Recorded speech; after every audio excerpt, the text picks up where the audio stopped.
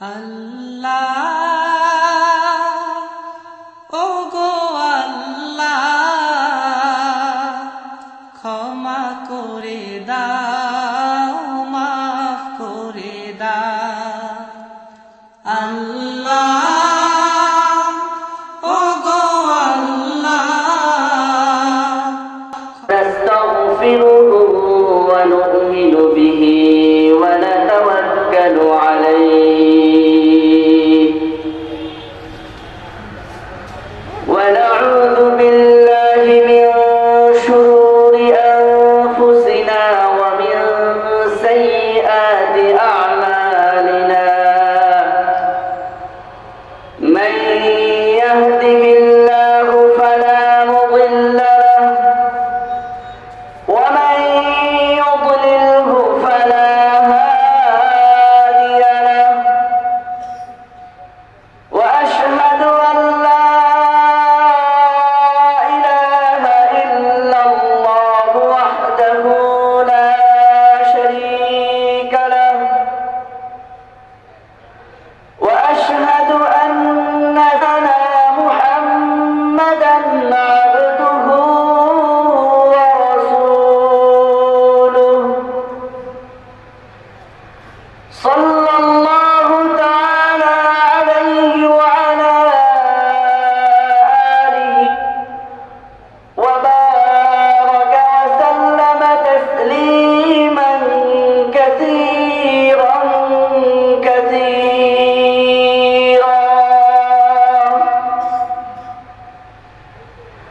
أما بعد فأعوذ بالله من الشيطان الرجيم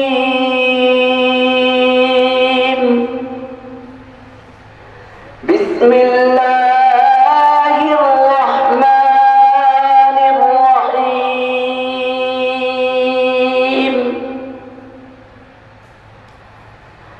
له دعوة الحق والذين يدعون من دونه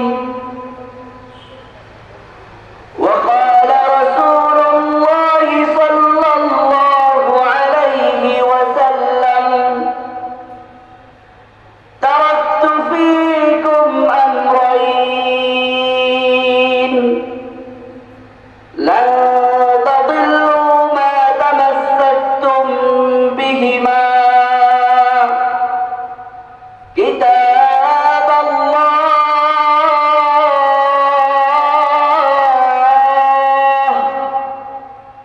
وسنة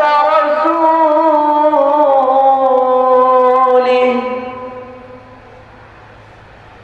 أو كما قال عليه الصلاة والسلام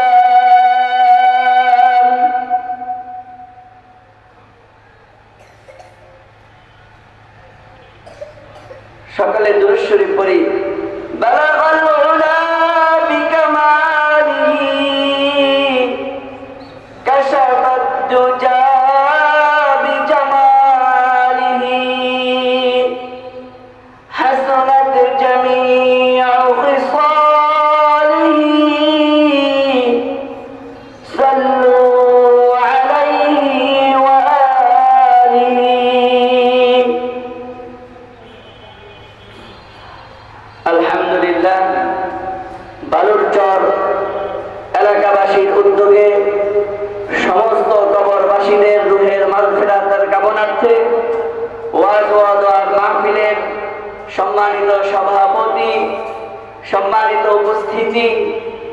উপস্থিত ওলামায়ে কেরাম, পর্দার আড়ালের মা ও বোনেরা, সকলের প্রতি অন্তরের অন্তঃস্থল থেকে মোবারকবাদ এবং সকলকে জানিয়ে দিচ্ছি আসসালামু আলাইকুম ওয়া রাহমাতুল্লাহি ওয়া বারাকাতুহু। সকলে একটু মুখ খুলে বলুন ওয়া আলাইকুমুস সালাম ওয়া রাহমাতুল্লাহি ওয়া বারাকাতুহু। হাদিস শরীফের মধ্যে আল্লাহর নবী মুহাম্মদ আরবি সাল্লাল্লাহু আলাইহি ওয়াসাল্লাম বলেছেন, কোন ব্যক্তি যদি সালাম দেয়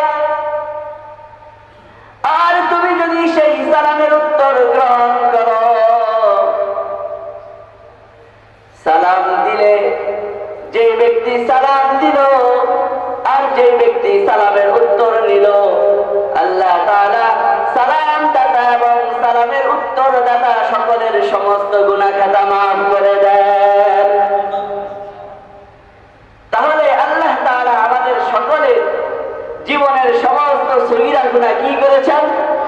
একটু জোরে সরে বলেন, কি করেছেন?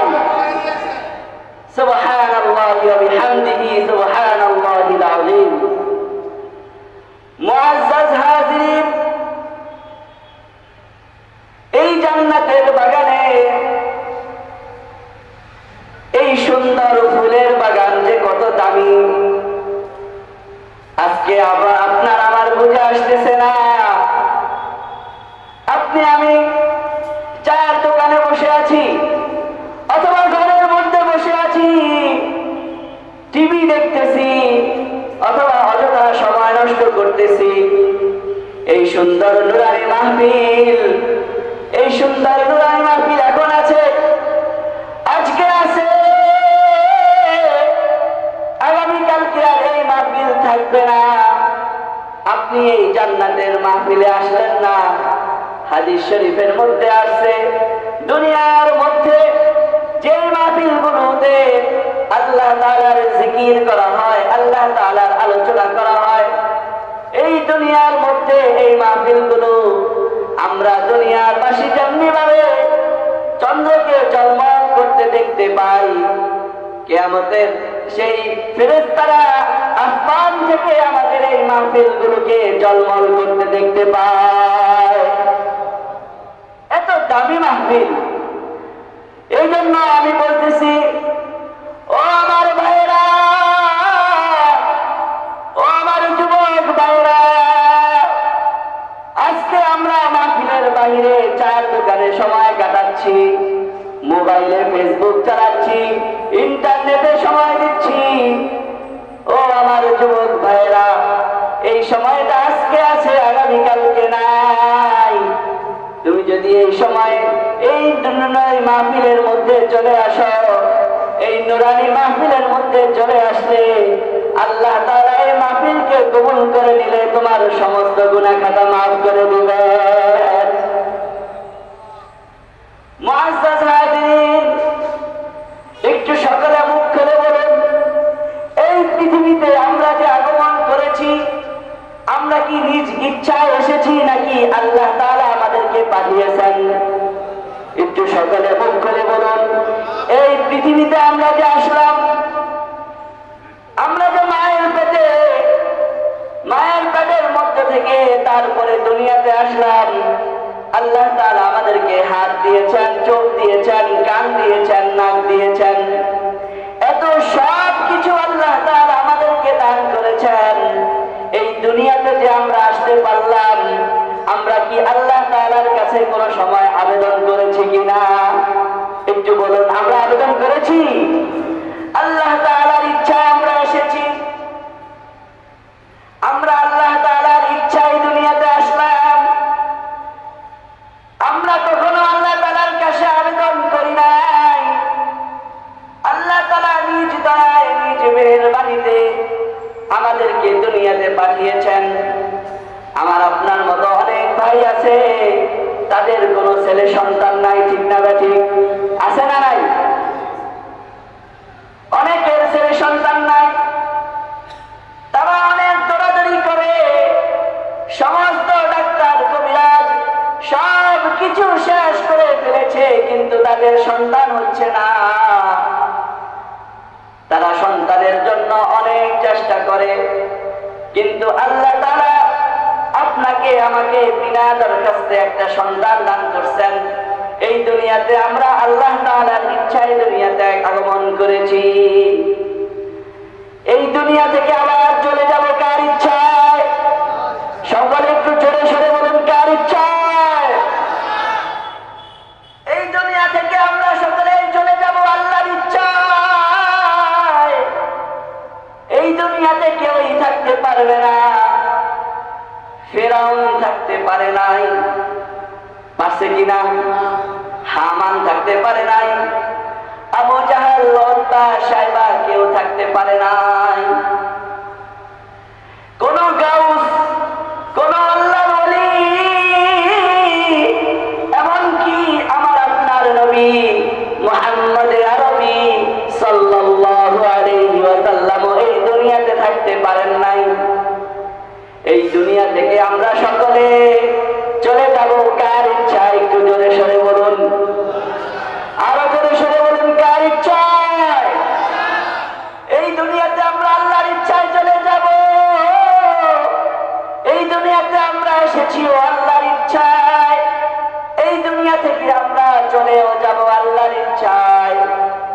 দুনিয়া থেকে কিন্তু কেউ যেতে চায় না।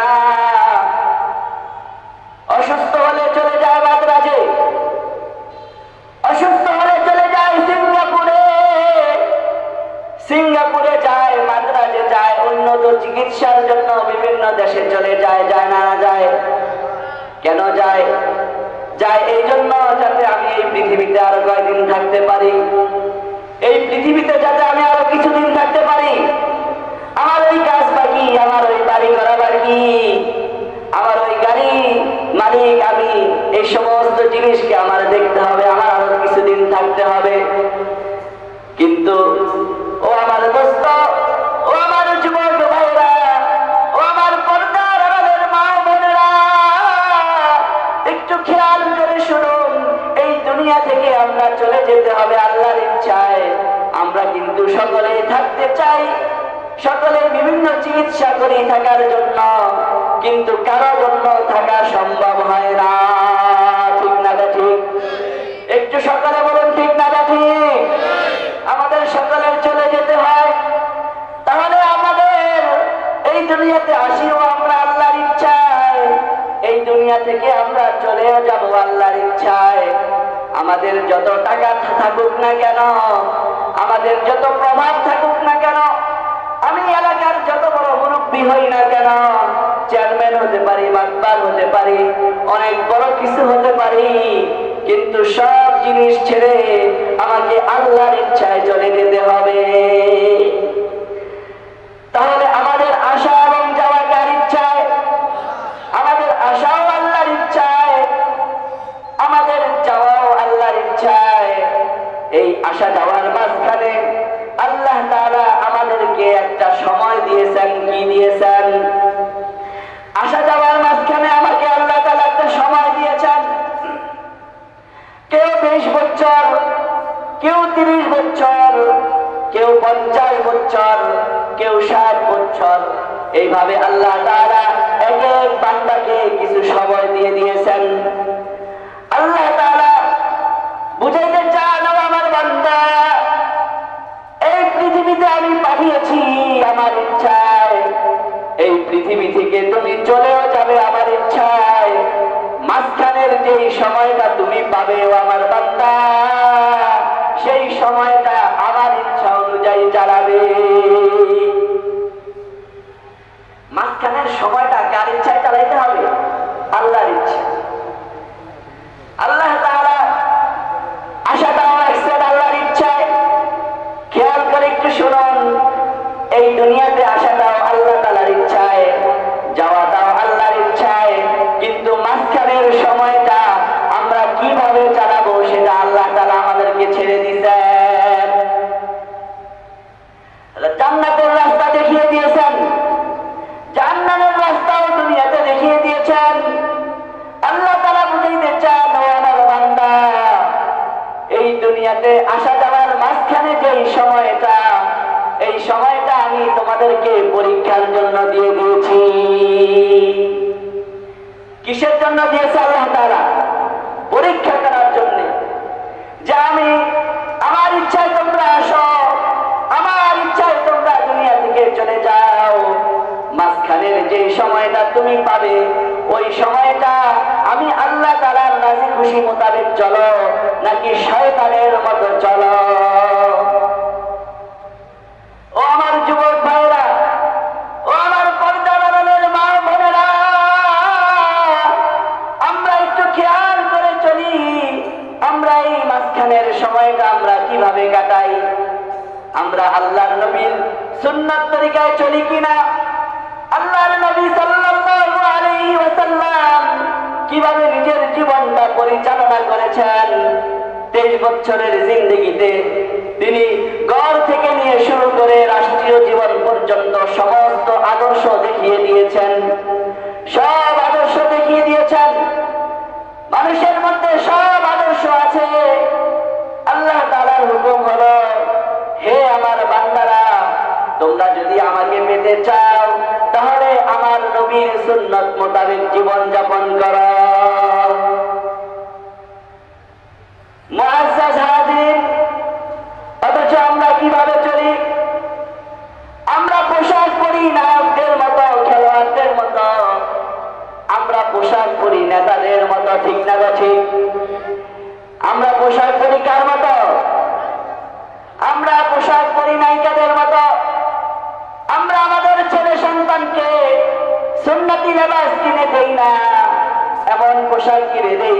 পোশাক নায়করা পরে, ঠিক না ঠিক?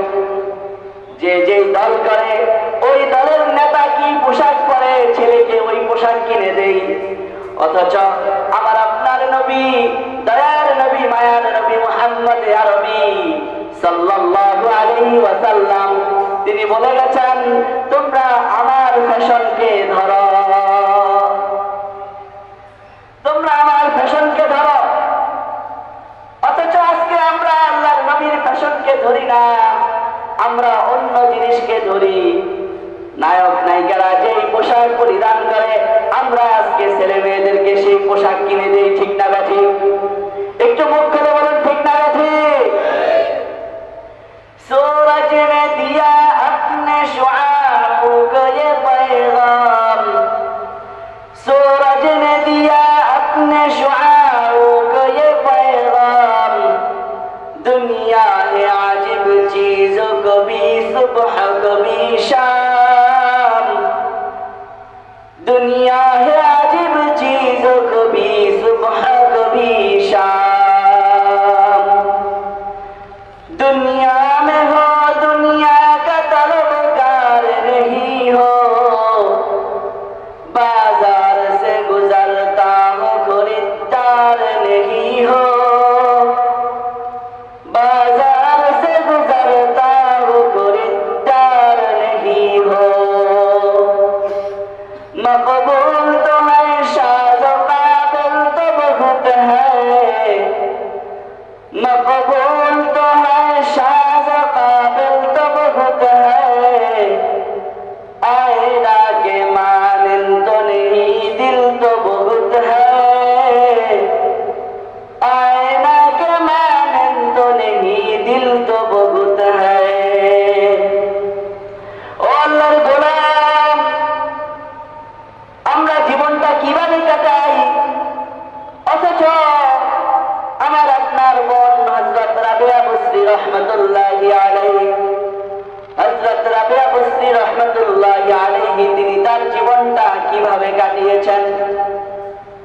রাবিয়া বুসরি রহমাতুল্লাহি আলাইহি একজন কৃতদাস গোলাম ছিলেন, মনিবের কাজ করত সারা রাত, মনিবের কাজ করত সারা দিন, মনিবে এত কাজ দিয়ে দিয়েছিল, মনিবের কাজ করতে করতে শরীর ভেঙে যেত।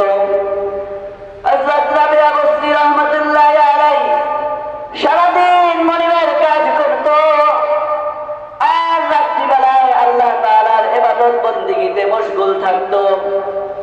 রাত্রিবেলায় যখন ইবাদত বন্দেগীতে দাঁড়িয়ে যেত, রাবিয়া বুসরি রাহমাতুল্লাহি আলাইহির ঘরটা জান্নাতের আলো দ্বারা আলোকিত হয়ে যেত। বলেন সুবহানাল্লাহ, চিৎকার মেরে বলেন সুবহানাল্লাহ। রাবিয়া বুসরি রাহমাতুল্লাহি আলাইহি আল্লাহর ইবাদত করতে করতে সারা রাত পার করে দিতেন। রাত্রিবেলায় তাহাজ্জুদের নামাজ পড়তেন আর দিনের বেলায় মালিকের কাজ করতেন। একদিন মালিক দেখতে পেল রাবিয়া বুসরির রুম থেকে গুনগুন যেন একটি শব্দ আসতেছে। রাবিয়া বুসরির রুম থেকে এই গুনগুন শব্দ আসতে দেখে মালিক একদিন রাবিয়া বুসরির ঘরে গেল রাত্রিবেলায়। ঘরে দেখে রাবিয়া বুসরির রুমটি খুব সুন্দর আলোকিত হয়ে গেছে। আল্লাহ তাআলার দরবারে কাঁদতেছে, আল্লাহ তাআলার দরবারে হাত উঠিয়ে কাঁদতেছে, ও আল্লাহ, আমার তো মন চায় আরো বেশি তোমার দরবারে ইবাদত করতে, তোমার আরো বেশি বন্দেগী করতে, আরো বেশি থেকে বেশি তোমার ইবাদত করতে, কিন্তু কি করব আল্লাহ, তুমি তো আমাকে একজন কৃতদাস গোলাম বানিয়েছো। আমি তো মালিকের কাজ করতে করতে আমার শরীর ভেঙে যায়। মালিক তো জানে না যে আমি রাত্রিবেলায় তোমার ইবাদত করি। হে আল্লাহ, তুমি যদি আমাকে মুক্তি দান করতে, তুমি যদি আমাকে আজাদ করে দিতে, তাহলে আমি সব সময় তোমার ইবাদত বন্দেগী করতাম।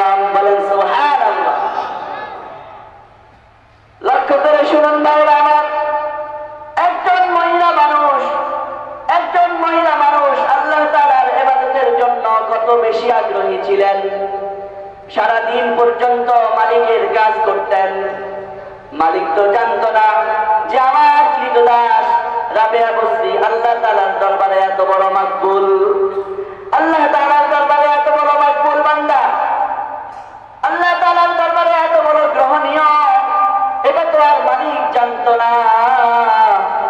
এই জন্য মালিক দাসীকে কাজ দিনের বেলায় অনেক বেশি চাপিয়ে দিত।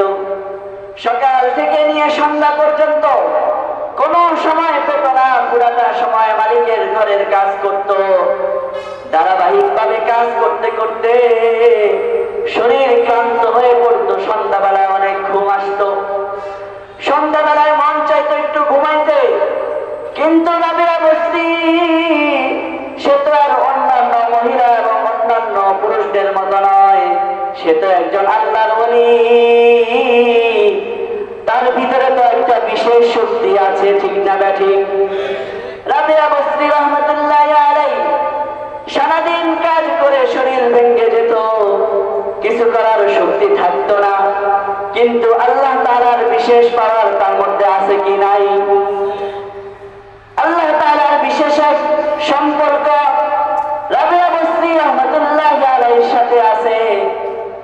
এই জন্য সারাদিন কাজ করার পরেও যখন ঘুমাইতে মন চাইতো, যখন মন চাইতো আর কাজ করব না, ঘুমিয়ে যাব, এমন সময় রাবেয়া বসরি রহমতুল্লাহ আলাইহি যখন আল্লাহ তাআলার জন্য দাঁড়িয়ে যেতেন, আলহামদুলিল্লাহি রাব্বিল আলামিন, যখন এই আলহামদুলিল্লাহ বলে টান দিতেন, রাবেয়া বসরির সারাদিনের সব ক্লান্তি দূর হয়ে যেত। বলেন সুবহানাল্লাহ।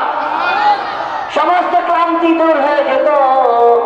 রাবেয়া বসরি রহমতুল্লাহ আলাইহি বলেন, আমি যখন আলহামদুলিল্লাহ বলে টান দিতাম, কেমন যেন আমার কাছে লাগতো আমার মাওলা আমার সাথে কথা বলতেছে।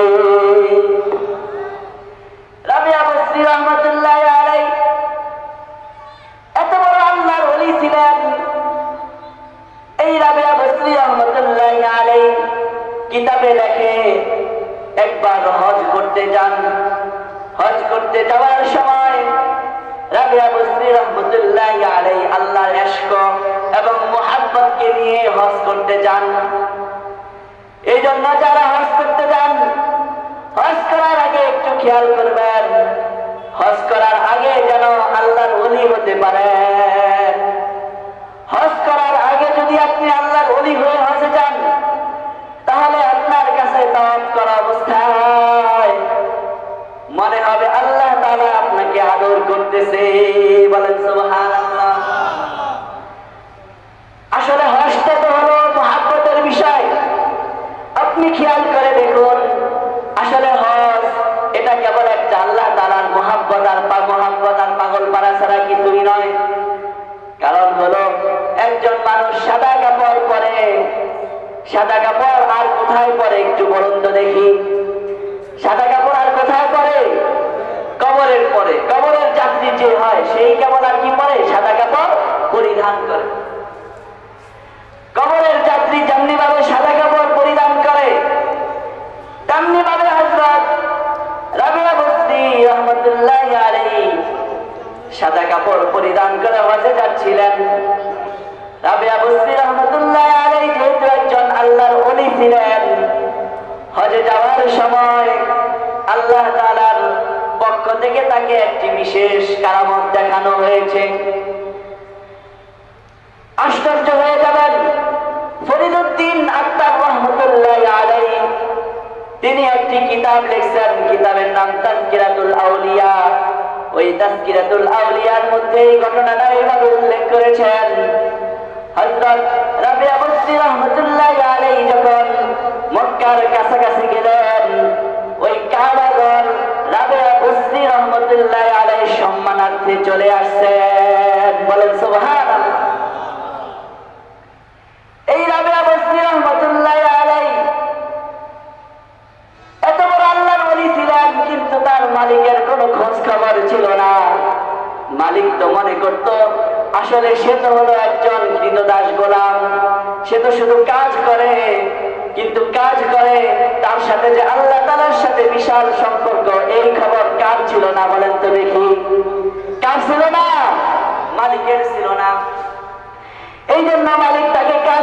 দিত বেশি বেশি। একদিন রাত্রে যখন মালিক রাবিয়া বস্তি রহমতুল্লাহ আলাইহির ঘরে গেলেন, ঘরে গিয়ে দেখেন রাবিয়া বস্তি রহমতুল্লাহ আলাইহির ওই গুনগুন আওয়াজ শুনে মালিক সিদ্ধান্ত নিয়ে নিলেন, আমি আগামীকালকে এই রাবিয়া বস্তিকে আজাদ করে দেব। বলেন সুবহানাল্লাহ। কথা তাই হলো। মালিক যা চিন্তা করলো তাই করলো। পরের দিন হযরত রাবিয়া বস্তি রহমতুল্লাহ আলাইহিকে মালিক ডেকে বললেন, ও রাবিয়া, তুমি যে আল্লাহ তাআলার এত বড় ওলি, এটা তো আমার জানা ছিল না। আমি পয়সার মালিক, আমি অনেক ধনী ছিলাম, আমি টাকার ভিতরে সব সময় থাকি, আমার অনেক ব্যস্ততা, ব্যবসা বাণিজ্য, যার কারণে আমি তোমার পূর্ণ খবর নিতে পারি নাই। আমি শুধু এতটুকু ভেবেছিলাম তুমি একজন দাসী, তুমি আমার কৃতদাস গোলাম। কিন্তু ও রাবেয়া, আমার তো এই ভুল ভেঙে গেল গত রাত্রে। গত রাত্রে আমার ভুল ভেঙে গেছে। গত রাত্রে আমি দেখি তোমার রুমটার মধ্যে জান্নাতের আলো দ্বারা আলোকিত হয়ে গেছে। জান্নাতের আলো দ্বারা তোমার রুমটা এত সুন্দর আলোকিত হয়ে গেছে। সেখানে কোনো লাইট নাই, সেখানে কোনো কপি নাই। আমি মালিক, আমি জানি কোন রুমের মধ্যে কয়টা কপি আছে, হারিকান আছে, কিন্তু তুমি তো কৃতদাস, তুমি তো সব অধীনস্থদেরকে বকা বাধ্য। আর অধীনস্থরাও কি করবে, ঠেকায়। মালিকের কাছে কাজ করতে হয়, হাজারো গালি শুনে তারপরেও কাজ শুনতে, কাজ করতে হয়, ঠিক না ঠিক? এই জন্য যারা মালিক আছি আমরা খেয়াল করি, আমরা আমাদের অধীনস্থদেরকে বেশি কাজ দিব না, বরং যেভাবে কাজ দিলে সে সইতে পারে আমরা কেবল তাকে সেই পরিমাণ কাজেই দিব। হযরত রাবিয়া বস্তি রহমতুল্লাহ আলাইহি তার ঘটনা বলতেছিলাম। মালিক যখন জানতে পেল যে রাবিয়া বস্তি আসলে শুধু একজন কৃতদাস গোলাম নয়, আসলে সে তো হলো একজন আল্লাহর ওলি, সেই মোতাবেক পরের দিন রাবিয়া বস্তি রহমতুল্লাহ আলাইহিকে আজাদ করে দিল, মুক্তি করে দিল। আর বলল, হে রাবিয়া, তুমি তো এতদিন আমার কাছে গোলাম হিসাবে ছিলে, এখন তোমাকে আমি এই অফার দিয়ে দিলাম, তোমার যদি ইচ্ছা হয় তুমি আমার কাছে থাকবে, কিন্তু মেহমান হিসাবে। বলেন সুবহানাল্লাহ। যদি তুমি চাও মেহমান হিসাবে থাকো, আর যদি তোমার ইচ্ছা হয় তাহলে তুমি যদি মেহমান হিসাবে থাকতে চাও তাহলেও থাকতে পারবে, আর যদি তোমার চলে যেতে ইচ্ছা হয় তাহলে তুমি সেটাও করতে পারবে। आदमियत दाई बादम मुसलमा कर दई ऐ खुदा कुर्बा शवम इहसा बर इहसा कर दई। এই জন্য আমাদের ভিতরে আল্লাহর নবীর ইশক, আল্লাহর নবীর মুহাব্বত এবং ভালোবাসা রাখতে হবে। সাহাবায়ে কেরাম রাদিয়াল্লাহু তাআলা আনহুম আজমাইন কি পরিমাণ আল্লাহর নবীর মুহাব্বত এবং ভালোবাসা ছিল। বনু দিনানের গোত্রের একজন মহিলা সাহাবীর ঘটনা বলে আমি এখানে আমার বক্তব্য শেষ করব। হে আমার ভাইয়েরা, একটু খেয়াল করে শুনুন। বনু দিনান গোত্রের একজন মহিলা সাহাবী উহুদ যুদ্ধে যখন তার স্বামী মারা গেল, তার কলিজার টুকরা ছেলে মারা গেল, তার শ্রদ্ধেয় পিতা মারা গেল, বনু দিনান গোত্রের সেই মহিলা সাহাবী যখন শুনতে পেলেন মুসলমান পরাজয় বরণ করতেছে, মুসলমান পরাজয় বরণ করতেছে, মুসলমান শুধু শহীদ হয়ে যাচ্ছে, বনু দিনানের সেই মহিলা সাহাবী এই সংবাদ শুনে দৌড়াইতেছিল উহুদের যুদ্ধের দিকে। রাস্তার মধ্যে অনেক সাহাবায়ে কেরাম তাকে বলতেছিল, হে মহিলা, তুমি যুদ্ধের ময়দানে যেও না, যুদ্ধের ময়দানে তোমার যাওয়ার প্রয়োজন নাই, কারণ যুদ্ধের ময়দানে তোমার যে আপন কলিজার টুকরা সন্তান শহীদ হয়ে গেছে। শহীদ হয়ে গেছে, তোমার সম্মানিত বাবাও শহীদ হয়ে গেছে। অতএব তুমি আর উহুদের যুদ্ধের ময়দানের দিকে গিয়ে লাভ নাই, তুমি এখান থেকেই তোমার প্রিয়জনের জন্য দোয়া করো। একটু লক্ষ্য করে শুনুন, আজকে আমরা যারা নবীর প্রেম আশিক রাসূল বলে দাবি করি, আপনার আমার কি পরিমাণ নবীর মহব্বত আছে। আল্লাহর নবীকে গালি দেয়, অথচ আল্লাহর নবীর গালি দেওয়ার শাস্তি কোনো নির্ধারণ করা হয় না, ঠিক না ঠিক? প্রধানমন্ত্রীকে গালি দিলে শাস্তি হয়, প্রধানমন্ত্রীকে গালি দিলে তার ফাঁসি হয়, অথচ বিশ্ব নবী মুহাম্মদুর রাসূলুল্লাহ সাল্লাল্লাহু আলাইহি ওয়াসাল্লামকে গালি দেয়, তার কোনো শাস্তি হয় না, ঠিক না ঠিক? অথচ সমস্ত উলামায়ে কেরাম একমত হয়ে আন্দোলন করেছে, যে প্রধানমন্ত্রীর কাছে আবেদন করেছে যে বিশ্ব নবীকে যারা গালি দিবে তাদেরকে ফাঁসির শাস্তি সংসদে বিল পাশ করা হোক, কিন্তু সংসদে এই বিল পাশ করে না। তাহলে আমরা নবীর আশকে মহব্বত কিভাবে দাবি করি? একজন মহিলা সাহাবীর ভিতরে যে পরিমাণ আল্লাহর আশক, আল্লাহর নবীর মহব্বত এবং ভালোবাসা ছিল, আজকে আমি আপনি মুসলমান দাবি করি, কিন্তু আমার আপনার মধ্যে সেই পরিমাণ আশক এবং মহব্বত নাই। বনু দিনান গোত্রের সেই মহিলা সাহাবী, মনে আছে বলো না? বনু দিনান গোত্রের সেই মহিলা সাহাবী উহুদের যুদ্ধে যাইতেছিলেন, রাস্তায় সাহাবায়ে কেরাম বললেন, হে মহিলা, হে মাগো, তুমি আর যুদ্ধের ময়দানে যেও না, তোমার কলিজার টুকরা শহীদ হয়ে গেছে, তোমার প্রাণের স্বামীও শহীদ হয়ে গেছে, তোমার পিতাও শহীদ হয়ে গেছে, অতএব তুমি আর যুদ্ধের ময়দানে গিয়ে কোনো লাভ নাই। বনু দিনান গোত্রের সেই মহিলা সাহাবী তিনি বললেন, ও আমার সাহাবারা, তোমরা মনে করেছো আমি উহুদের যুদ্ধে আমার বাবার খোঁজ নিতে যাচ্ছি, আমি আমার সন্তানের খোঁজ নিতে যাচ্ছি, আমি আমার স্বামীর খোঁজ নিতে যাচ্ছি।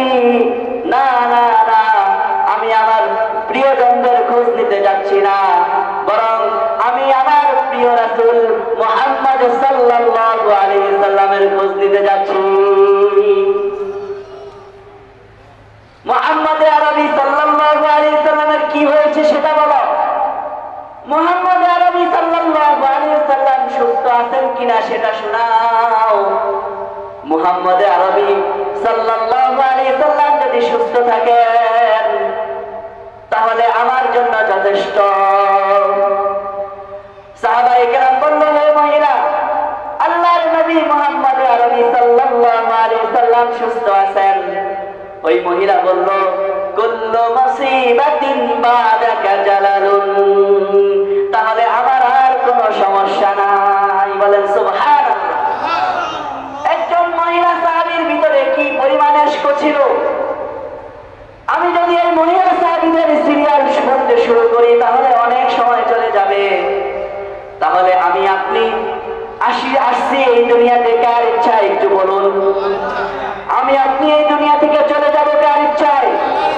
মাঝখানে আমাদের যে সময়টা রয়েছে, আল্লাহ তাআলা আমাদেরকে এই সময়টা দিয়ে পাঠিয়েছেন, বলছেন এই সময়টা তোমরা আমার হুকুম মতো চলো, আমার নবীর সুন্নাত মোতাবেক জীবন যাপন করো, তাহলে জান্নাতের মধ্যে তোমরা এমন একটি জীবন লাভ করতে পারবে যেই জীবনের শুরু আছে, শেষ নাই। ফেরেশতারা যাওয়ার সাথে সাথেই বলবে, নাহনু আউলিয়াউকুম ফিল হায়াতিদ দুনিয়া ফিল আখিরাহ ওয়া লাকুম ফিহা মা তাশতাহি আনফুসুকুম ওয়া লাকুম ফিহা মা তাদউন। বলেন সুবহানাল্লাহ। তাহলে আমরা যদি জান্নাতে যাই, জান্নাতে গেলে আল্লাহ তাআলা আমাদেরকে এত অফুরন্ত নিয়ামত দিবেন। ও আমার ভাইরা, কিভাবে আপনাদেরকে বিশ্বাস করাবো? ও আমার যুবক ভাইরা, পর্দার আড়ালের মা ও বোনেরা, ভাবে আপনাদেরকে বিশ্বাস করাবো। আজকে আমরা ইসলাম ছেড়ে দিচ্ছি, আপনার আমার নাম আজকে আমরা নামও ইসলাম মোতাবেক রাখতে জানি না। আজকে আমি আপনি নাম রাখি কি সল্টু বল্টু, ঠিক না ঠিক? এমন নাম রাখি আমরা যে মুসলমান, সেই মুসলমানের পরিচয়টাও আজকে পাওয়া যায় না। এই জন্য আপনাদেরকে শেষ কথাই বলে যাই, যেহেতু আল্লাহ তাআলা আমাদেরকে আল্লাহর ইচ্ছায় পাঠিয়েছেন, আল্লাহর ইচ্ছায় নিয়ে যাবেন, মাঝখানে আমরা যদি সময়টা আল্লাহর হুকুম মোতাবেক, নবী সাল্লাল্লাহু আলাইহি সাল্লামের সুন্নাত মোতাবেক চলতে পারি, 5 ওয়াক্ত নামাজ পড়তে পারি, রমজান মাসে রোজা রাখতে পারি, আর পর্দা ফরজ হলে পর্দা করতে পারি, আমাদের জন্য আল্লাহ তাআলা অফুরন্ত নিয়ামত রেখেছেন, যেই নিয়ামত আমরা চোখেও দেখি নাই, জীবনে কল্পনাও করতে পারি না।